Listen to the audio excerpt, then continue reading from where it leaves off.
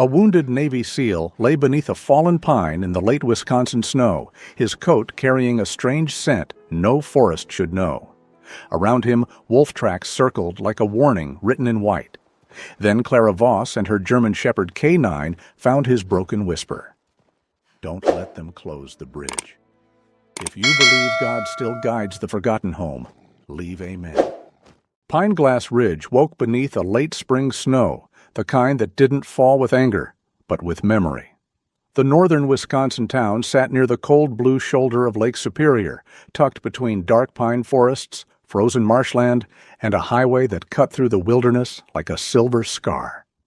Morning light spread over the half-frozen lake in soft gold, touching the roofs of small wooden houses where chimney smoke rose in gentle columns. From a distance, everything looked clean, almost blessed. But Clara Voss had learned long ago that beauty could cover a wound better than darkness ever could. Clara was 30 years old, a federal agent with the kind of calm face that made people lower their voices before they knew why. She was tall and lean, with dark brown hair pinned into a low knot beneath her navy winter cap, pale skin touched by wind, and gray-blue eyes that seemed to study not just what stood in front of her, but what had been removed from the scene. She wore a dark FBI field jacket over thermal layers, black tactical pants, winter boots, and gloves worn soft at the palms from years of work. Clara did not enjoy power. She trusted patience more than pressure, silence more than speeches, and evidence more than easy fear. Pine Glass Ridge had not brought her here because of wolves. It had brought her here because a federally funded wildlife crossing called North Star Passage was beginning to smell of fraud, altered environmental reports, missing materials, and witnesses who suddenly stopped answering their phones. Beside her in the government SUV sat Ranger, her 5-year-old German Shepherd, K9. He was large and powerful, with a sable coat marked by a dark saddle and golden-brown highlights along his chest and shoulders. His ears stood sharp as carved black leaves, and his amber eyes held the grave attention of an animal who had seen too much human confusion and still chosen to work beside it.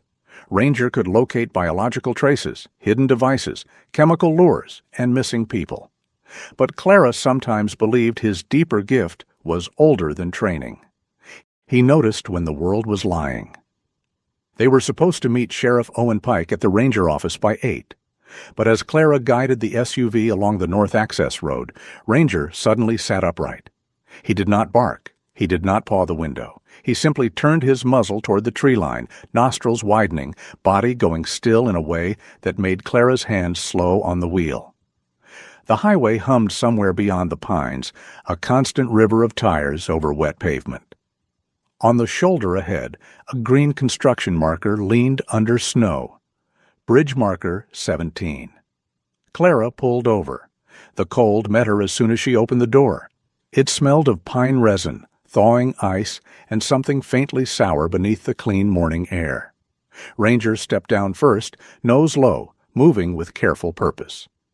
Clara clipped the lead to his harness and followed him past the guardrail into the trees. Snow lay thin over the ground, bright where the sun touched it, blue in the shadows. At first, she saw only paw prints, many of them, looping and crossing near the edge of the woods. Wolf tracks, not one animal, several. But the pattern was wrong, too tight, too restless. Not a clean trail, not a hunt. More like a circle drawn by panic. Then she saw the human print. A military-style boot had pressed deep into the melting snow, heel dragged sideways as if the person had lost balance. A few feet beyond it, another mark gouged the crusted surface. Then a long, shallow trail led toward a fallen pine. Clara crouched, one gloved hand hovering above the snow without touching it. "Easy," she whispered. Ranger's ears tilted forward. His body stiffened. A sound rose from behind the fallen pine. Not a cry, not even a word, only a thin scrape of breath against the cold. For one suspended second, the whole forest seemed to stop listening to the highway and turn toward that fragile sound. Clara moved faster now, but not carelessly. She rounded the fallen tree and found a man half sheltered beneath its branches. He was tall, broad-shouldered, and built with the hard lines of a man shaped by discipline rather than comfort. His dark hair was cut short, his jaw shadowed by several days of stubble, and his face had the pale, weathered look of someone who had spent the night bargaining with the cold and refusing to lose. His gray jacket was torn at one sleeve. His phone lay cracked near his hand. One leg was bent awkwardly beneath him, and his breathing came shallow and uneven. Clara knelt beside him. "Federal Agent Clara Voss," she said, low and steady. "Can you hear me?" The man's eyelids moved. His eyes opened a fraction, gray and unfocused at first, then sharpening when he saw Ranger. "Not the wolves," he breathed. Clara glanced at the tracks around them. She could see where the animals had approached, circled, retreated, and returned. The marks were close, but not like a feeding pattern, more like warning, confusion, pressure. Something had drawn them here, something unnatural. Ranger moved toward the man's backpack, which lay partly buried under snow. The dog's nose worked once, twice, then he pulled back with a low, troubled sound. Clara recognized that reaction. Chemical lure. Not strong now, but present enough to stain the air. The man gripped her sleeve with surprising strength. "North Star," he whispered. "Don't let them close the bridge." "Who are you?" Clara asked. "Ethan Rourke." The name touched something in her memory. Daniel Rourke had been one of the environmental engineers listed in the North Star Passage files. Daniel had passed away 6 months earlier in what local records called a winter road accident. Clara had read the report on the flight in. Too neat, too final, too clean around the edges. She opened Ethan's backpack carefully. Inside, she found a folded map of the North Star Passage corridor, a small biological sample tube, an old photograph of 2 brothers standing beside a half-built wildlife fence, and a cracked USB drive wrapped in a piece of cloth. Ranger leaned close to the bag again, then turned his head toward the slope above them. Clara followed his gaze. On the snowy ridge, a silver-gray wolf stood between 2 pines. It was lean, watchful, and still as a carved spirit of the forest. Its coat caught the morning light, pale along the shoulders, dark around the face. W-17, Clara thought, though she had not yet seen the animal's file in person. The tagged female wolf Lena Hart had reported near the project corridor. The wolf did not advance. It did not bare its teeth. It only watched the humans below, tense and uncertain, as if the same false scent that had brought the pack toward Ethan still hung between them like a bad command. Clara raised one hand slowly, signaling the rescue team over the radio to approach without sirens, without shouting, without bright lights. "No noise," she said. "Keep distance from the ridge. We have a live wildlife presence." Ethan's eyes fluttered. "Daniel knew," he whispered. Clara looked down at him. Knew what? But Ethan's strength faded before the answer came. Ranger stepped closer to him, not touching, only standing guard with his body angled between the wounded man and the forest. For all his training, the dog looked almost ancient in that moment, like some loyal creature from an old winter legend, placed there to keep one soul from crossing too soon into the snow. Minutes later, the rescue crew arrived. Ethan was lifted carefully onto a stretcher and carried toward the road. Ranger stayed alert, tracking every movement in the trees. The silver wolf remained on the ridge a little longer, then turned and slipped back into the pines. No drama, no charge. Only a vanishing gray shape, leaving behind the uneasy feeling that the forest had come close to speaking, and then chosen silence. When the ambulance pulled away, Clara stood beside Ranger at the edge of the construction corridor. In her left hand lay the biological sample tube. In her right, the cracked USB drive. At her feet, wolf tracks crossed human boot prints in the thawing snow. Ahead, North Star Passage rose unfinished beyond the trees, its temporary fences bent under ice, its promise half-built and already wounded. Clara looked at the highway beyond the pines, where cars moved endlessly beneath the cold morning sun. This case had not begun with wolves. It had begun with a path closed in the wrong place, a lie buried under snow, and a man left carrying a scent no honest forest would have put on him. Ethan Rourke was taken to the small medical clinic on the east side of Pine Glass Ridge, a low brick building with frost still clinging to the window corners and a flag snapping gently in the pale morning wind. The town had only one main road, one diner, one church bell that rang too early, and one clinic where people brought everything from broken wrists to frostbitten hands. Inside, the air smelled of antiseptic, old coffee, and wet wool. Ethan lay in an exam room under clean white lights, his broad shoulders too large for the narrow bed, his face gray with exhaustion, but still carrying the stubborn angles of a man who had been trained to endure more than any body should be asked to endure. His dark hair was flattened with melted snow, his jaw rough with stubble, and even half-conscious, his right hand kept twitching toward where a weapon would have been if the world had still been simple enough to divide into enemies and allies. Clara Voss stood outside the room with Ranger at her side. The German shepherd sat close to her left leg, his sable coat still damp from the forest, his amber eyes fixed on Ethan's backpack as if the thing might breathe. Clara had already notified the federal task force, secured the cracked USB drive, and sealed the small biological sample tube in an evidence pouch. Yet the room felt less like the start of a clean investigation and more like the opening of a door that had been nailed shut from the other side. She watched the paramedic finish wrapping Ethan's injured leg, careful and quiet, while the clinic nurse adjusted the blanket over him. Ethan had survived the cold, the fall, and the circle of wolves, but Clara knew survival was not the same as safety. Sometimes it only meant a person had been carried far enough to tell the truth. A woman arrived just after 9, bringing the smell of pine smoke and outdoor weather with her. Lena Hart stepped into the hallway, carrying a canvas field bag, a stack of folders, and the kind of silence that belonged to people who spent more time listening to animals than explaining themselves to committees. She was about 50, tall in a spare, weathered way, with silver-brown hair tied at the nape of her neck and a face lined by sun, wind, and long patience. Her eyes were green, sharp, and tired, not unkind, but difficult to fool. She wore a faded brown field jacket, wool gloves tucked into one pocket, and mud-stained boots that looked as if they had walked through every season Pine Glass Ridge had ever survived. Lena was not Ethan's doctor. She was a field biologist and wildlife rehabilitator who had once worked with the state wolf study that tracked W-17.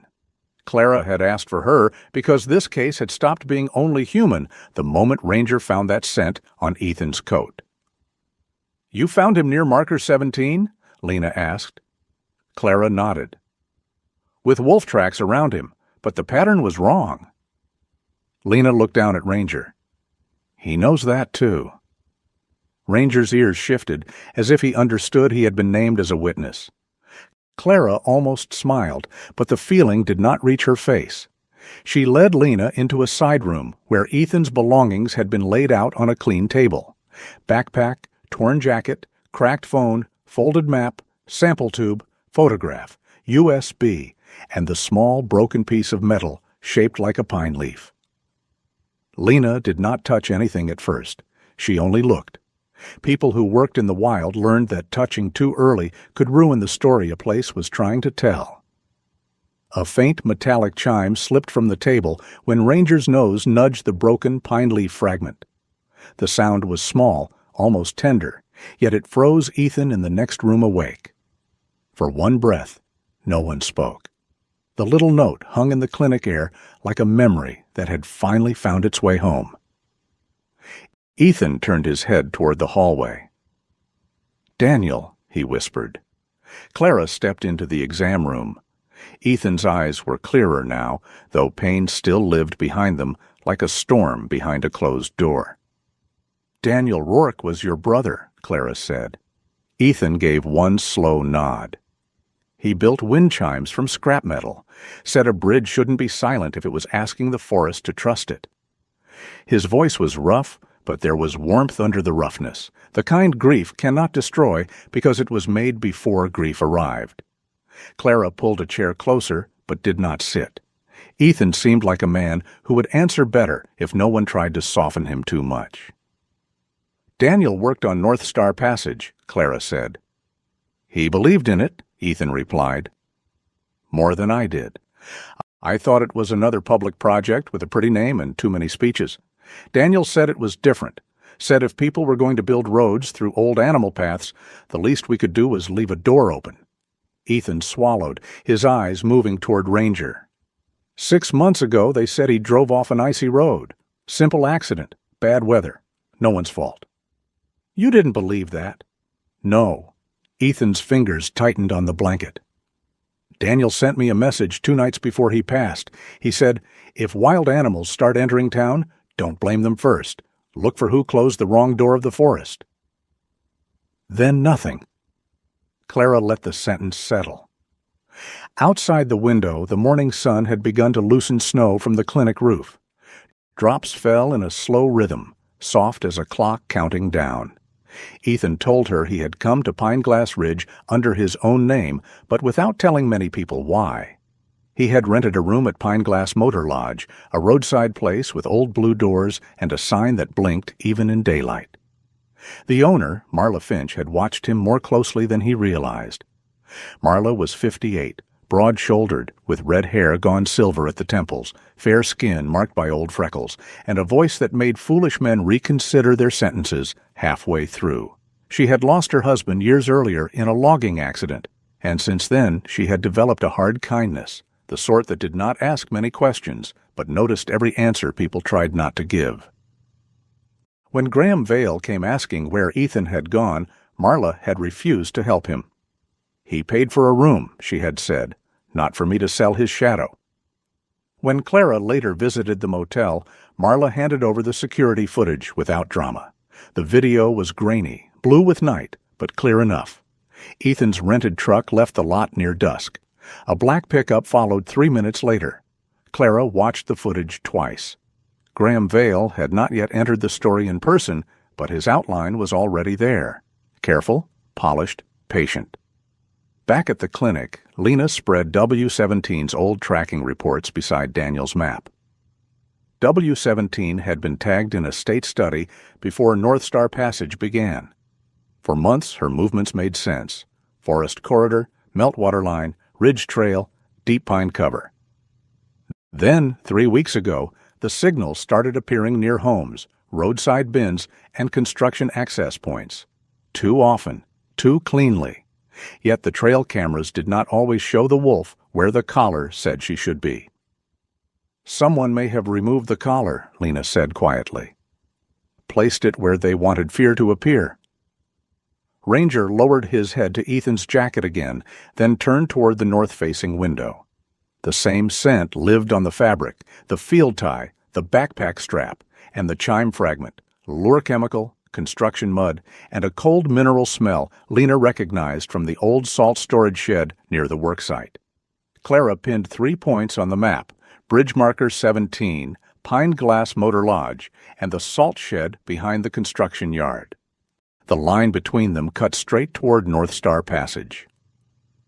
Ethan watched from the doorway, leaning on the nurse's support, jaw tight with more than pain.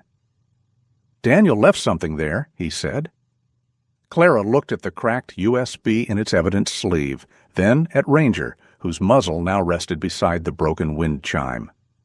Outside, the snow was melting under a brighter sun, but the cold had not surrendered yet. Ethan had not simply been found in the forest. He had been placed there, and the wolves, wild and frightened, and blamed by everyone, had been turned into a weapon by human hands. Lena Hart's Wildlife Rescue Center sat where Pineglass Ridge stopped pretending to be a town and began admitting it belonged to the forest. The building was an old timber lodge with a patched green roof, wire enclosures behind it, and wind chimes made from antlers and scrap metal hanging along the porch. Beyond the fence, dark pines leaned toward the snow like old witnesses. A red-tailed hawk with one damaged wing watched from a covered perch. 2 young deer stood inside a recovery pen, their thin legs trembling whenever a truck passed on the distant highway. The place smelled of straw, pine shavings, animal feed, and the clean, sharp cold that followed Lena Hart everywhere. Clara Voss stepped out of the SUV with Ranger at her side. The German shepherd moved quietly, his sable coat catching the morning sun in gold-brown flashes, his black saddle dark against the snow. He did not pull toward the animals. He knew the difference between work and curiosity. His ears shifted at every wing beat, every rustle of straw, every distant engine from the highway. Clara watched him for a moment and felt that old trust settle inside her. In places where people bent the truth, Ranger often found the straightest path. Lena led Clara into a small data room behind the main office. The room was crowded with maps, field notebooks, trail camera images, sample envelopes, and a wall calendar marked with wolf movements in blue ink. Lena's hands were rough from years of wire, weather, and frightened creatures. She did not decorate her words. She placed a folder on the table and opened it to a photograph of W-17, the silver-gray female wolf Clara had seen on the ridge. "She used to stay north of the meltwater line," Lena said. "Deep cover, low contact, normal behavior. Then North Star expanded the work zone." The map beneath the photo showed a narrow natural route running along a seasonal stream. On the official project sheet, the same line had been renamed a drainage ditch. Clara looked closer. "That changes its protection status." "It makes it easier to ignore," Lena replied. Her voice stayed calm, but Clara heard the burn underneath. "Every spring, thaw water opens that corridor first. Deer use it. Foxes use it. Wolves follow it because their mothers followed it, and their mothers before them. You block it with rock, pipe, and temporary fence, and they don't hold a meeting to discuss alternatives. They go where the land still lets them go." Clara studied the dates. W-17's appearances near homes began 2 weeks after the corridor was blocked. A runner reported being followed in fog. Several residents heard wolves near the service road. 2 trail cameras showed a silver shape near the construction waste area. The pattern looked alarming at first glance, but too perfect at second glance. Fear made a loud witness. Evidence spoke softer. At noon, Clara and Ranger drove with Lena to a small house at the edge of town where Helen Morris lived alone. Helen was 64, narrow-shouldered and pale, with soft white hair pinned behind her ears and hands that never stopped folding a dish towel even after she sat down. Her living room was warm, filled with old photographs, crocheted blankets, and the careful quiet of a home where someone had once been loved loudly and was now missed in silence. On the mantel stood a framed picture of Helen's late husband in a fishing vest, one arm around a gray-muzzled old dog named Benny. "Benny was my husband's dog first," Helen said. Her voice was gentle, but grief had made it thin. After Frank passed, Benny kept the house from sounding empty.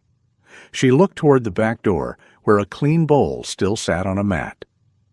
Then one morning he was gone. Graham Vale had visited Helen twice after Benny disappeared. He had told her North Star Passage was making wildlife bold. He had told her the town needed people brave enough to speak. Clara did not correct Helen's pain. Pain was not evidence, but it was real. She only asked where Benny had last been seen.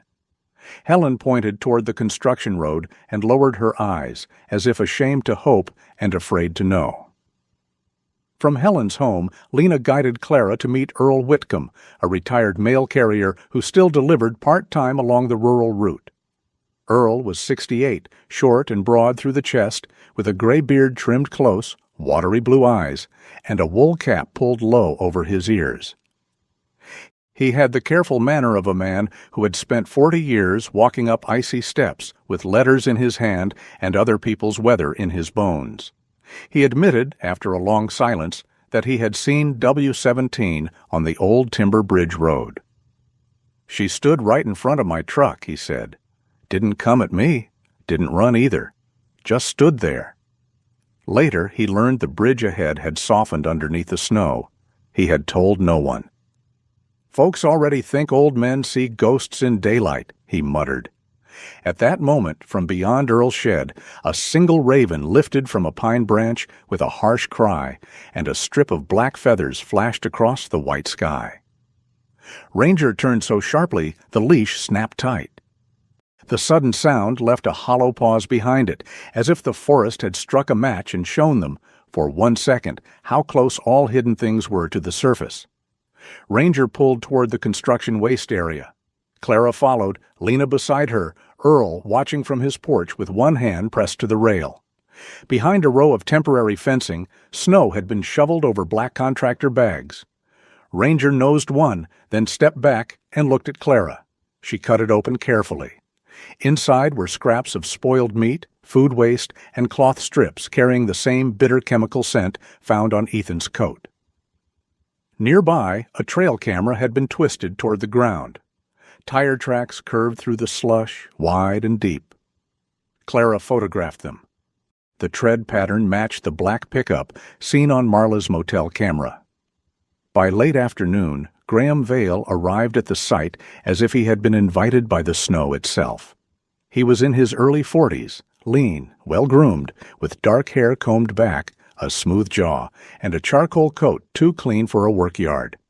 His boots shone despite the mud. His smile had the warmth of a locked office. "Agent Voss," he said, offering a hand she did not take.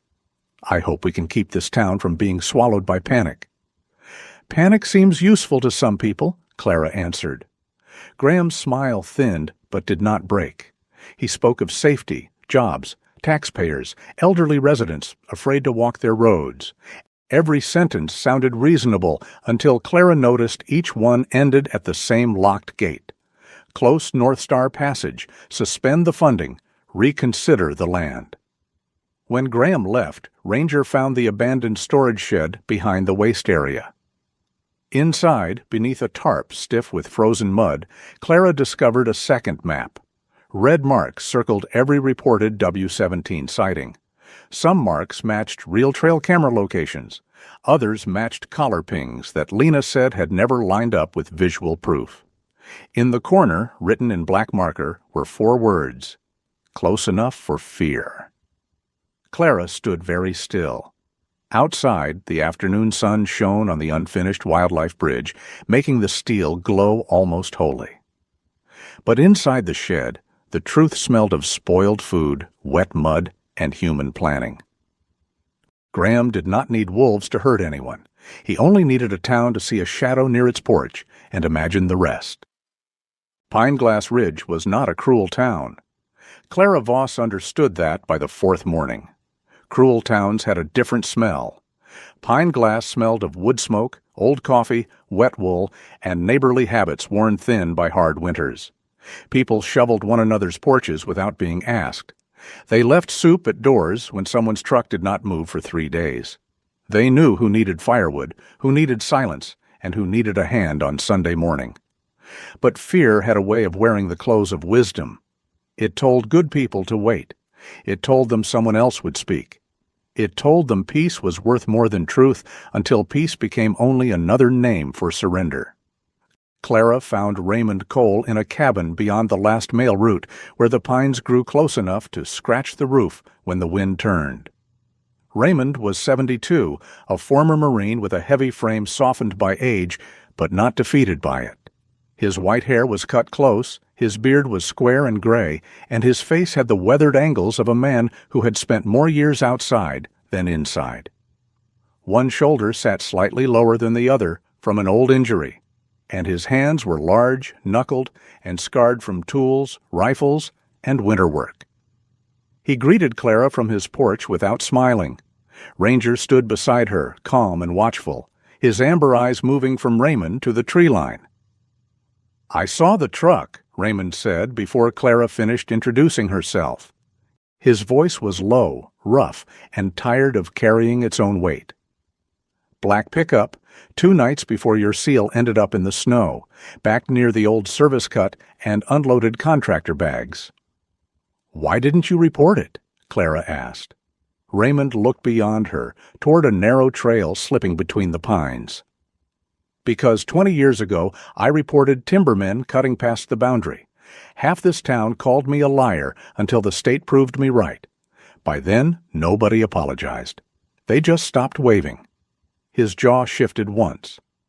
At my age, Agent Voss, a man doesn't fear losing his reputation. He fears losing the last quiet corner he has left. Clara did not soften the question. And did silence keep it quiet? Raymond's eyes moved to Ranger. The old Marine looked away first. The answer came when Ranger lowered his nose and pulled toward the trail behind the cabin. Raymond stiffened. "That path goes to my wife's spring walk," he said. "Used to, anyway." His wife, Clara learned, had been named Elise. She had passed away 4 years earlier, a school librarian with a laugh Raymond described as too young for any room she entered. Every April, when the snow began to open, she had walked to a little meltwater, run behind the ridge to watch the first fox tracks appear in the mud. Raymond had not gone there since she was laid to rest. Ranger led them through pines and thawing snow until the ground dipped. There, beneath a mess of broken stone, temporary pipe, and orange construction fencing, a thin stream struggled to move. Water pressed under ice, trapped and clouded, whispering against the blockage as if the land itself had been trying to speak through its teeth. Lena Hart arrived soon after, carrying field flags and a rolled project map beneath one arm. She knelt near the water with that grave stillness Clara had come to know. "This is not a drainage ditch," Lena said. "This is the meltwater corridor Daniel marked." Raymond removed his cap. Not for prayer exactly, more like respect. "Elise used to say the animals came here before we knew spring had arrived." Clara looked at the official report on her tablet. The same waterway had been downgraded, renamed, and stripped of protection. Daniel's old note was attached to the earlier file. "Not the wolves going wrong. Our map is wrong." Then the ice beneath the stone gave a sudden sharp crack, and a thread of water burst free, dark and shining in the pale sun. For one breath, everyone stopped. The sound was small, but it felt like the earth had answered them, not with anger, but with a wounded truth finally finding air. That afternoon, Clara met Noah Calder behind the equipment shed, where rusted plows and unused traffic barrels sat under a plastic tarp. Noah was 24, thin and tall, with sandy hair falling into his eyes and a face still young enough to look startled by its own guilt. His hands were red from cold, his jacket carried the logo of the North Star security contractor, and his mouth kept tightening before he spoke, as if each truth had to push past fear first. He cared for his mother, June, who had bad arthritis and depended on his insurance. Graham Vale had understood that. Men like Graham had a gift for finding the soft place in another person's life and pressing a thumb into it.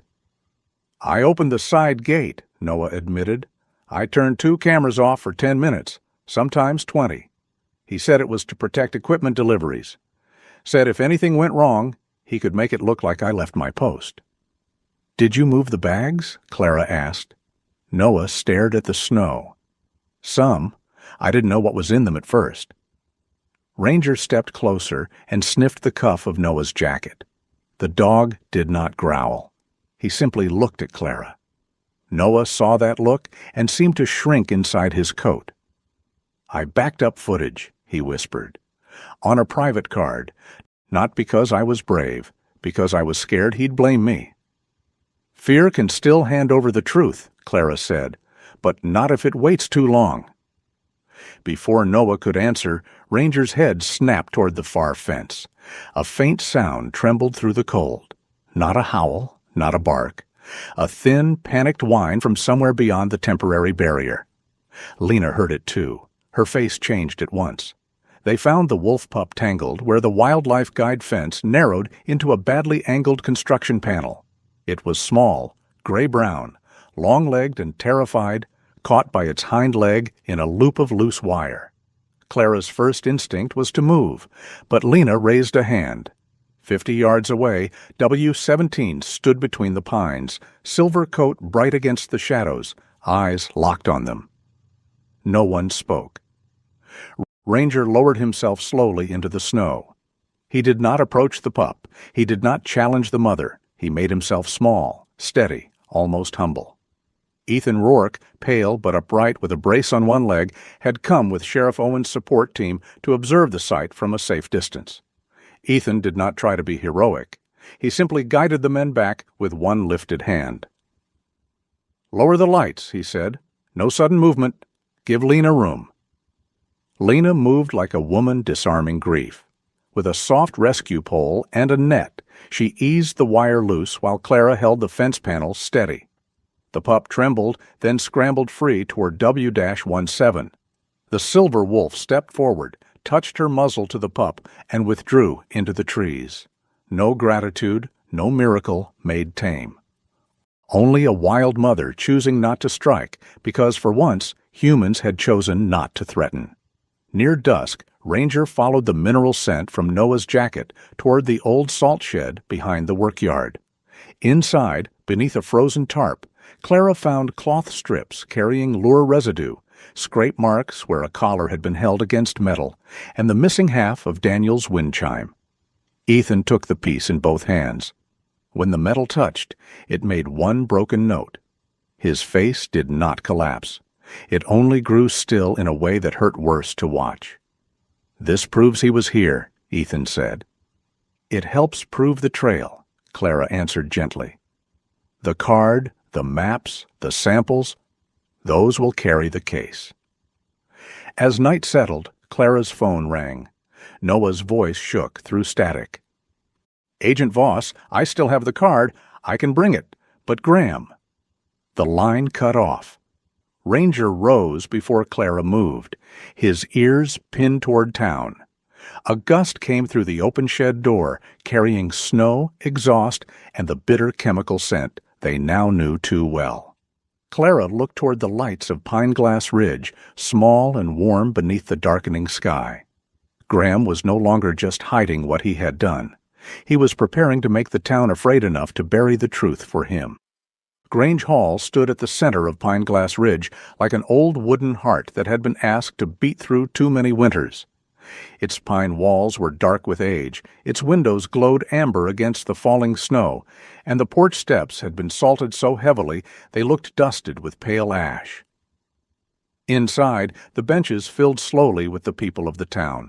Retired mill workers in wool coats, store owners with tired eyes, field hands still smelling faintly of diesel and cold air, county officials, construction workers, and old church ladies who carried thermoses as if coffee were a form of armor. No one spoke loudly. Fear had made them polite. It sat between neighbors like a guest no one had invited, but everyone had made room for.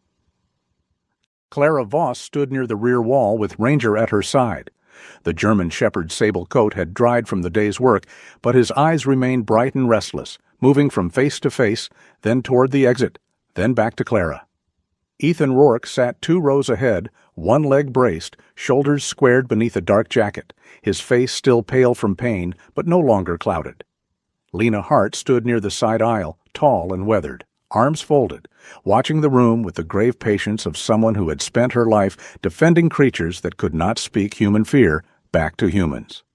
Sheriff Owen Pike stood at the front, a broad man in his early 50s with sandy gray hair, a trimmed mustache, and the heavy, careful posture of someone who had worn a badge long enough to know that law and courage did not always arrive together. Owen was not flashy. He looked like a man who measured words before he spent them. Graham Vail took the floor first. He looked almost untouched by the weather, his charcoal coat brushed clean, his dark hair combed back, his polished boots reflecting the yellow lights. He smiled with sorrow, arranged neatly on his face. "This town deserves safety," he began. "It deserves jobs, stability, and confidence that our seniors can walk their roads without wondering what may come from the trees." He spoke gently, and that gentleness did the work anger could not.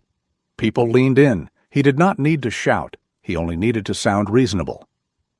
Then he invited Helen Morris to stand.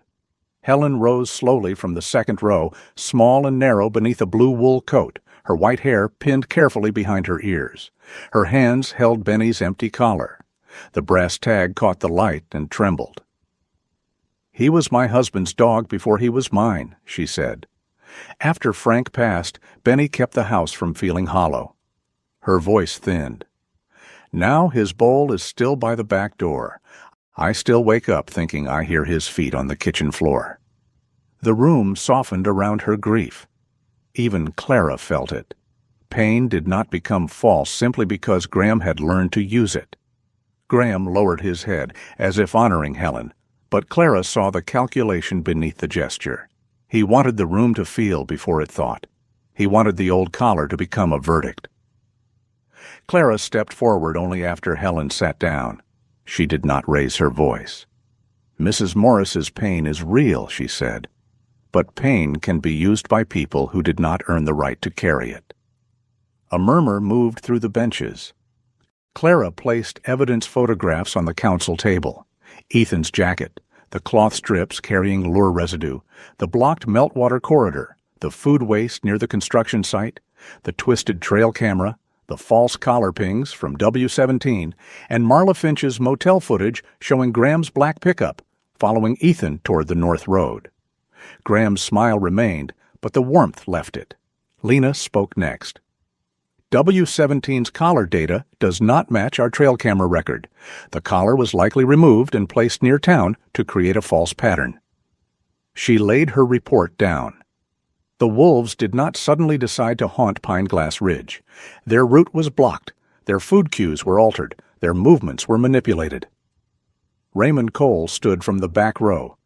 His old Marine frame looked heavy beneath his brown coat, his gray beard cut square, his white hair flattened by a winter cap clutched in one hand. He did not look at Graham at first. He looked at the floorboards, as if the truth had to climb up through them. "I saw the black pickup unloading bags near the woods," he said. "I told myself silence was peace." He lifted his eyes. "But peace cannot live on a lie." The room changed then, not dramatically. No one gasped, but shoulders shifted, eyes rose. Then Ranger's claws clicked once against the wooden floor, sharp in the silence. His head turned toward the rear door, ears high, body rigid. A draft slipped under the frame, carrying a bitter scent through the warm hall. For one breath, the yellow light seemed to dim, and every heart in the room waited for what the dog had already understood. Noah Calder appeared near the side entrance, pale and shaking, a thin young man with sandy hair falling into his eyes and a security jacket too large on his narrow shoulders. He held a small memory card between two fingers. "I kept a copy," he said, "not because I was brave, because I was afraid he'd blame me if someone got hurt." His voice nearly broke, but he kept standing. "I opened the gate. I shut off cameras. I moved bags. I thought I was protecting my job." He looked at his hands. "I was helping him make the town afraid." Clara took the card and handed it to Sheriff Owen. On the hall's old projector screen, the footage played. Workers moving contractor bags after dark, a side gate opening, a camera tilted toward the ground, a collar device placed near a roadside bin, cloth strips being packed into a black plastic tote. The town watched itself become less innocent. Helen stared at the screen, then at Graham. Clara showed her the location where Benny's collar had been found. Near the waste area, not a wolf den, not deep forest, but beside the place where human carelessness had been dressed up as evidence. "I cannot tell you exactly what happened to Benny," Clara said softly. "But I can tell you someone created danger there, then used your grief to blame the wrong shadow." Helen closed her fingers around the empty collar. She did not forgive. She did not heal in one scene. But her gaze turned from the woods to Graham, and something in the room turned with it. Graham tried to recover. "Agent Voss is an outsider," he said. "Mr. Rourke is grieving. This dog follows commands. None of this proves—" Ranger moved before Clara did. He pulled toward the rear exit, not barking, just certain.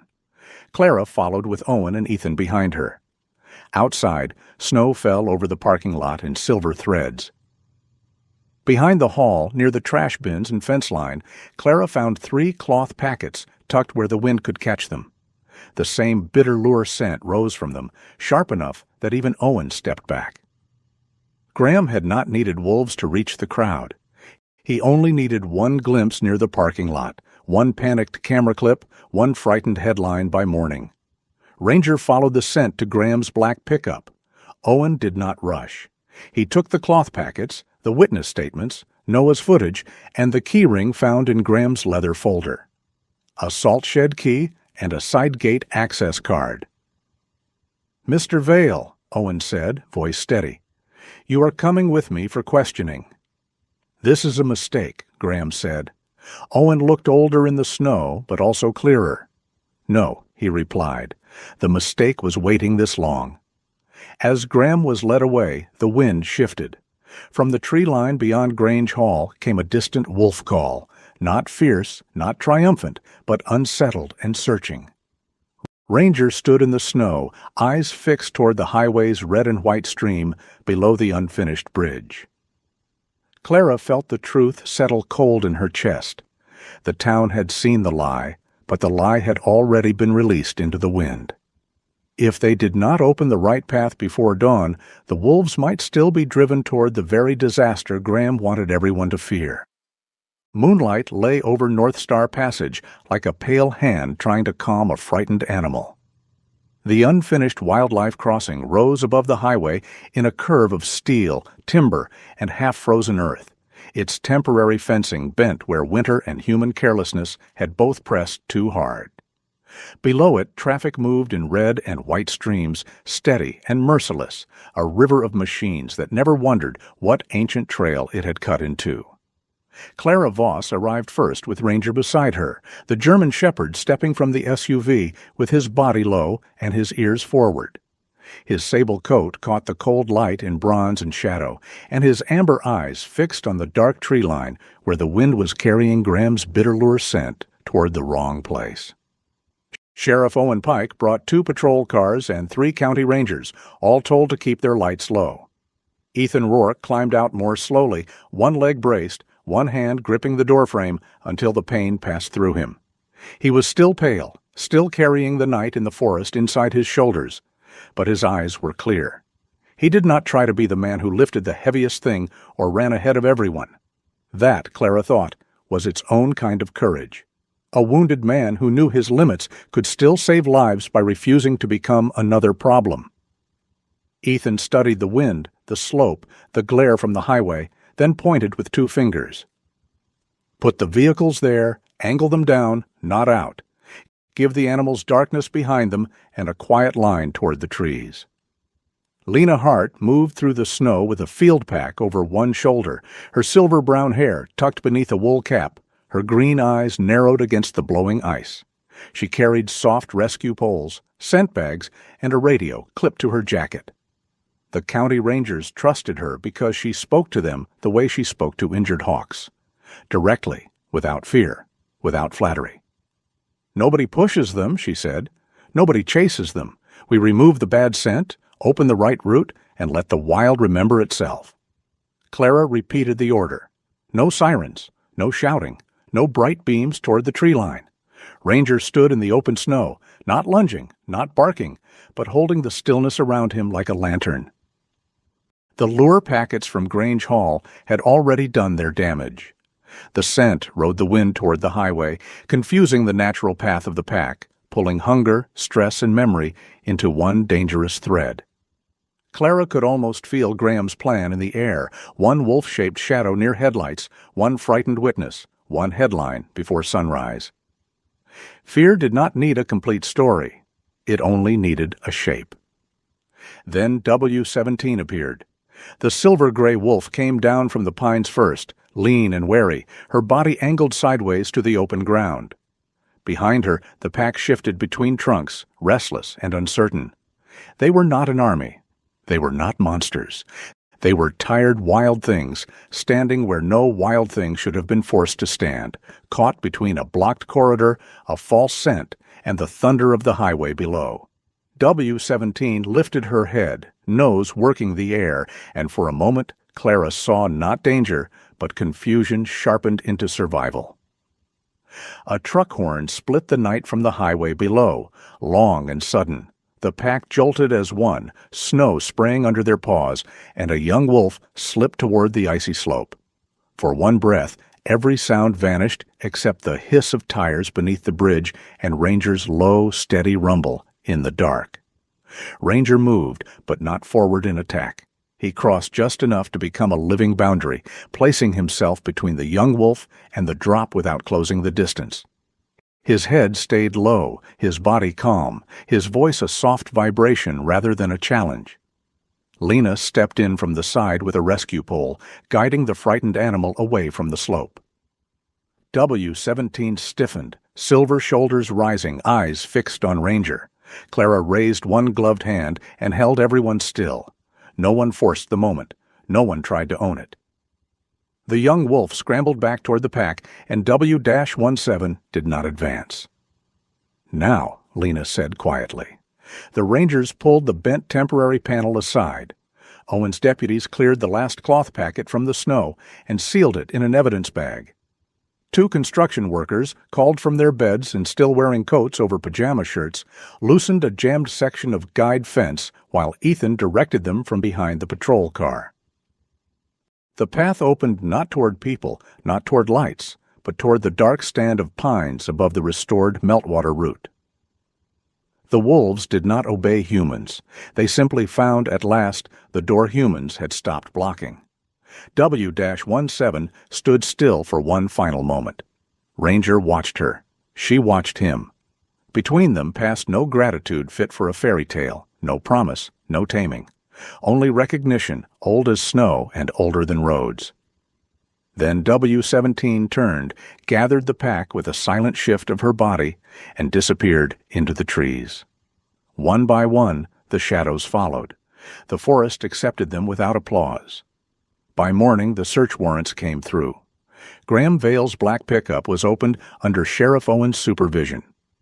In a locked metal box beneath the rear seat, they found Daniel Rourke's real USB drive, draft agreements tied to the transfer of roadside support land, copied collar data, and notes on how to frame North Star Passage as a public threat.